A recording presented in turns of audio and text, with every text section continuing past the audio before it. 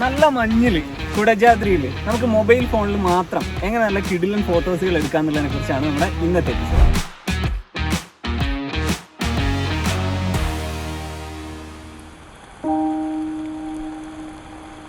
കോടമഞ്ഞിലൂടെ കുന്നുകയറി പ്രകൃതി ഭംഗി ആസ്വദിച്ച് മഴ നനഞ്ഞ് യാത്രയുടെ ലഹരി നുണയാൻ നമുക്ക് കുടജാദ്രിയിലോട്ട് പോകാം.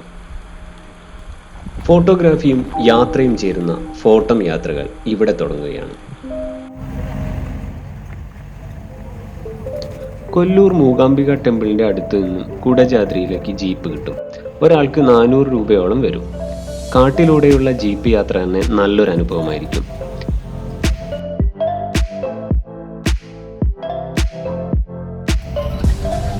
കുറച്ചു ദൂരം പിന്നിടുമ്പോൾ റോഡുകൾ അവസാനിക്കുന്നിടത്താണ് യഥാർത്ഥ അഡ്വഞ്ചർ ആരംഭിക്കുന്നത്. ജീപ്പ് കുലുങ്ങിയും കിതച്ചും പാറയും കുണ്ടും കുഴികളും താണ്ടി കുതിക്കും. കണ്ണാടിയിൽ ഡ്രൈവർ ചേട്ടന്റെ റിഫ്ലക്ഷൻ ഒരു ഫോട്ടോയ്ക്കുള്ള വകുപ്പാണ്. കുറച്ച് ശ്രമങ്ങൾക്കൊടുവിൽ നല്ലൊരു ക്ലിക്ക് കിട്ടി. തുരുമ്പിച്ച ജീപ്പിന്റെ സ്റ്റിയറിംഗ് ഒക്കെ വെച്ചിട്ട് ഒരു ഫ്രെയിമും കൂടെ കമ്പോസ് ചെയ്തു. ഇതിനൊരു എഡിറ്റൊക്കെ കൊടുത്തു കഴിഞ്ഞാൽ ചിത്രം രസമാവും. ജീപ്പ് ഇറങ്ങിയാൽ ഇനി നല്ല മഴയിലൂടെയും കോടമഞ്ഞിലൂടെയും നമുക്ക് കുന്നു കയറാം.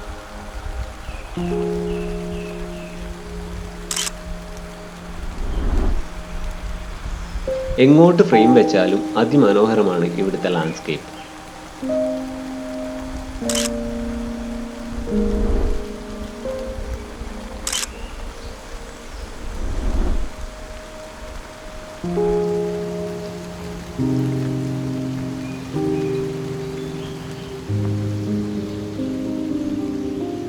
കോടമഞ്ഞ് ആസ്വദിച്ച് ആളുകൾ നടന്നു പോകുന്നത് കാണാം. ഇത് നമുക്ക് നല്ല ഫോട്ടോഗ്രാഫുകളായിട്ട് മാറ്റാൻ പറ്റും.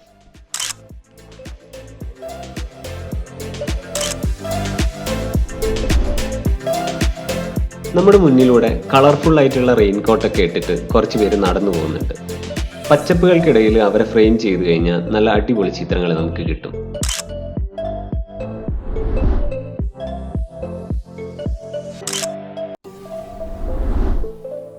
കോടമഞ്ഞിൽ ഒറ്റയ്ക്ക് തലയുയർത്തി നിൽക്കുന്ന ചില മരങ്ങളെ കാണാം ഇവിടെ.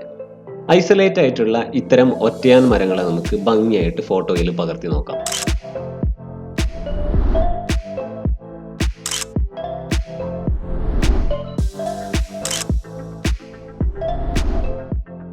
മരങ്ങൾ ചേർന്ന് നിന്ന് സൃഷ്ടിക്കുന്ന കവാടങ്ങളിലൂടെ നമുക്ക് കുന്നു കയറാം. കണ്ടപ്പോൾ ഇത് നല്ലൊരു ഫ്രെയിമാണെന്ന് തോന്നി. നമുക്കിതൊന്ന് പകർത്തി നോക്കാം. ഈ ഫ്രെയിമിൽ ഒരാൾ കൂടെ ഉണ്ടെങ്കിൽ ചിത്രം കുറച്ചുകൂടി നന്നാവും.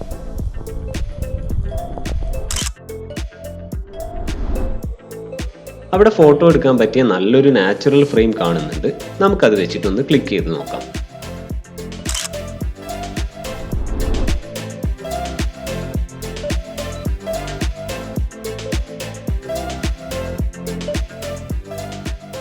മരച്ചുവട്ടിൽ നിന്ന് മുകളിലോട്ട് നോക്കിയാൽ കാണുന്ന കാഴ്ചകളും നല്ല ഭംഗിയുള്ളതാണ്. മഴയത്ത് നിൽക്കുന്ന ഇല പൊഴിഞ്ഞ മരങ്ങളിലേക്ക് നോക്കിയാൽ നല്ല ചിത്രങ്ങൾ ഒളിഞ്ഞിരിക്കുന്നതായിട്ട് കാണാം. മഴ നനഞ്ഞു നിൽക്കുന്ന കാട്ടുചെടികളുടെ പാറ്റേൺ നന്നായിട്ട് പകർത്തിയിട്ട് ഒരു മൂടി എഡിറ്റൊക്കെ കൊടുത്തു കഴിഞ്ഞാൽ നല്ല കിടുക്കാച്ചി ചിത്രങ്ങൾ നമുക്ക് കിട്ടും.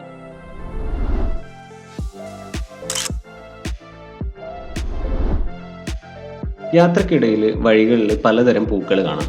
ചിലതൊക്കെ നമുക്ക് പരിചയമുള്ളത് തന്നെയാണ്. മഴയത്ത് അതിന് കുറച്ചുകൂടെ ഭംഗി തോന്നും. ഒരു മൂടി എഡിറ്റൊക്കെ കൂടി കൊടുത്തു കഴിഞ്ഞാൽ സെറ്റാണ്.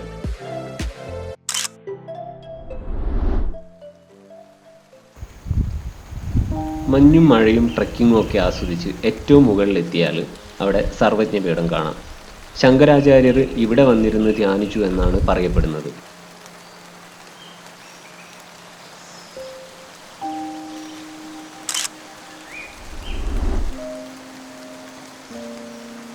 കുറച്ചു നേരം കാറ്റും മഴയും കോടയും ഒക്കെ ആസ്വദിച്ച് ഇവിടെ ഇരിക്കാം. ഫോട്ടോ എടുക്കാനുള്ള തിരക്കിൽ നമ്മൾ ചുറ്റുപാടുകളെ ആസ്വദിക്കാൻ വിട്ടുപോകരുത്.